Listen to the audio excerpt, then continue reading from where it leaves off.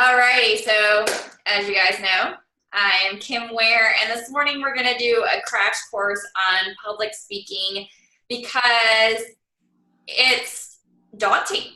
And if you're not used to it, if it's not a natural skill for you, people get super stressed out about the act of having to speak in front of other people. And I get that and I understand that. So my purpose in giving this live event this morning is to give you just a couple of quick tools and tips to help you when you find yourself in a public speaking situation, whether it's something you have time to prepare for or it's something that you're called to do on the spot. And a lot of times it's kind of something you're called to do on the spot, right? Like you're in a meeting and someone says, hey, Lauren knows something about that. Lauren, can you stand up and share with us? And Lauren, how do you feel about public speaking? I don't really mind it, but of course, like everybody, I feel like, I don't know, I'm always scared I'm going to screw up during my speech or something. So, but I public speak before, and I don't think I get as scared as some people, but I definitely have a fear a little bit. So, yeah, I get it. What about you, Philip? Well, usually there's butterflies, a lot of butterflies in the stomach. And I feel like, should I go? Should I not go? But I get scared. Right. Yeah. And I think the nerves are good because it shows that we care, at least to some degree. If we didn't get the nervousness, we might start to fear that maybe we were a bit prideful or a little bit arrogant. So there's definitely a difference between being nervous and feeling confident and comfortable and being not nervous at all and being confident, comfortable, and then being not nervous, and then just being completely arrogant, and then you come off like a jerk. So we don't want that. That's not what this is about. So first of all, let's just talk about the why.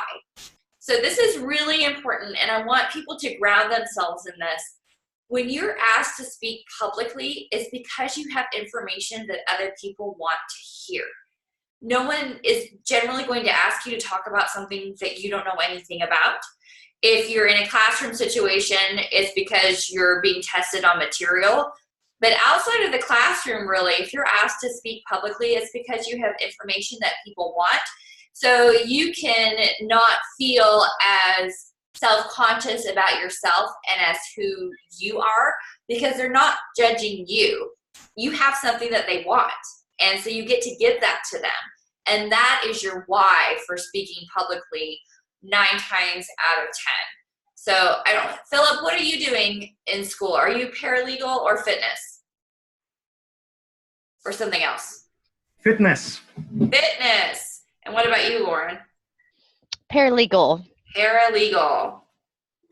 So for both of you, you have 2 very different client bases.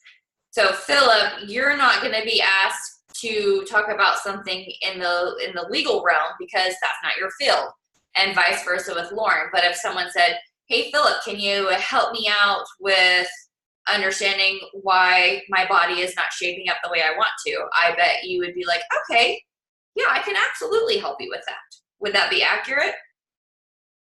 Yes. Yeah, I think so. And same for you with paralegals. You guys are really good at research and putting all these details together and understanding them. So if a client needs something, or if your attorney that you're working for needs something and you were called to task to give that, you would feel comfortable doing that because you have this information that they want. So let's talk about warm-ups. Now, this is in the situation that you have an opportunity to prepare and you get to where you're supposed to speak and you feel totally just, wow, you have a lot of energy, your stomach kind of hurts, your heart's beating fast, your palms are sweaty. What can you do? So that is energy. And the energy is good because it's your body saying, let's go. And then your body is also sending other chemicals throughout you, your adrenaline, to say, it's okay, calm down. So what are we supposed to do with all of that? Well, there's 2 places I really like to go to do warm-ups.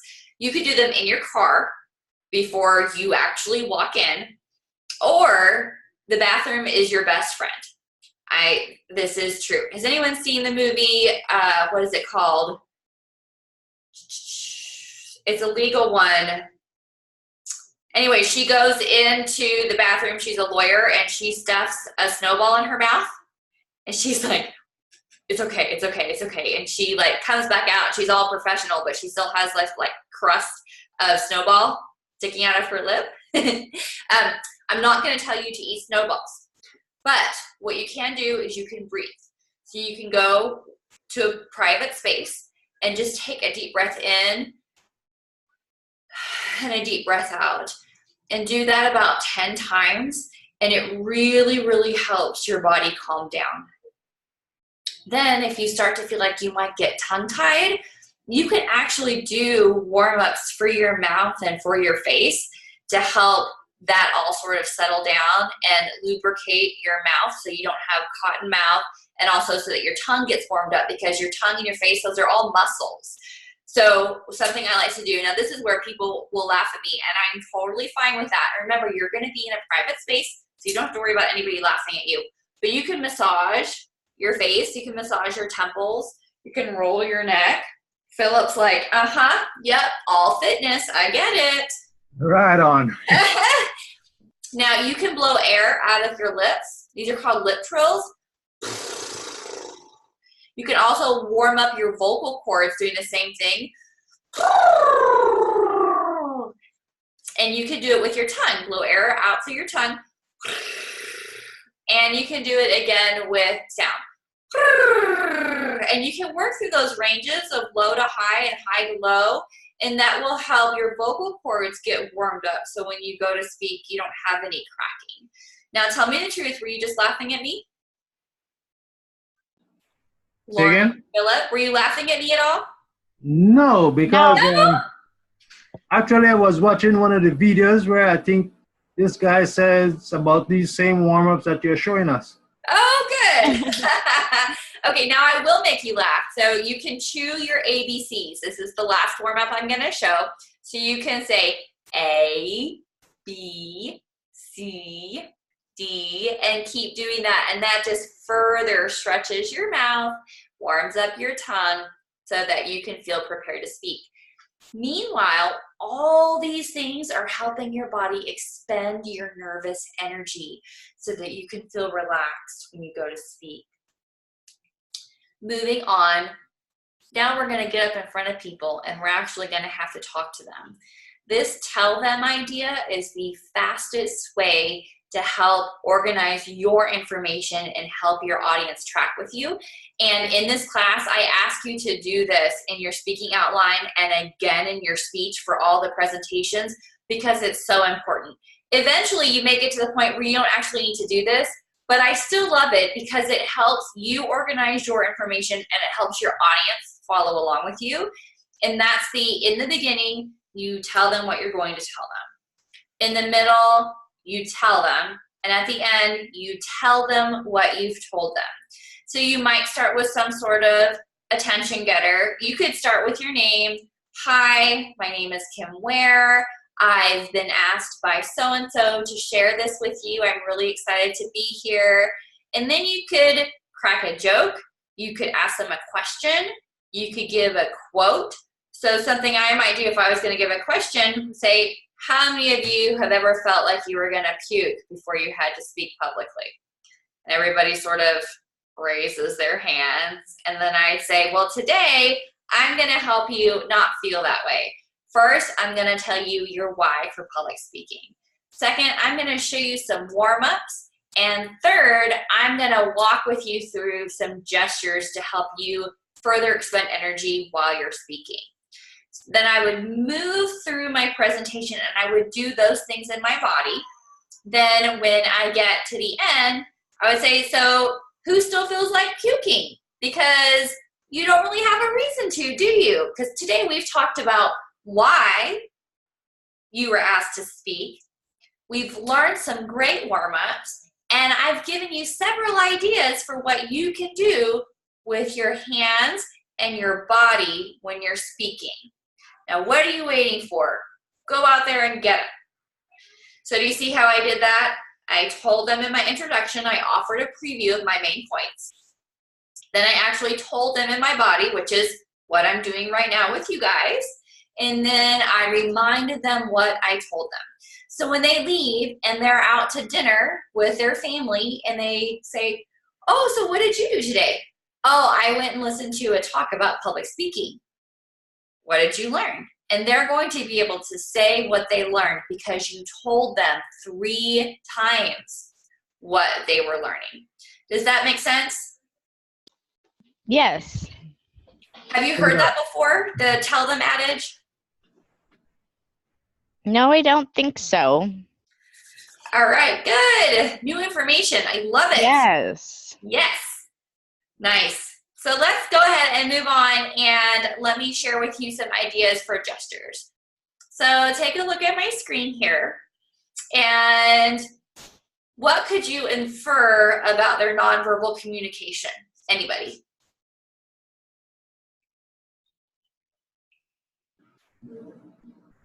Probably discussing something.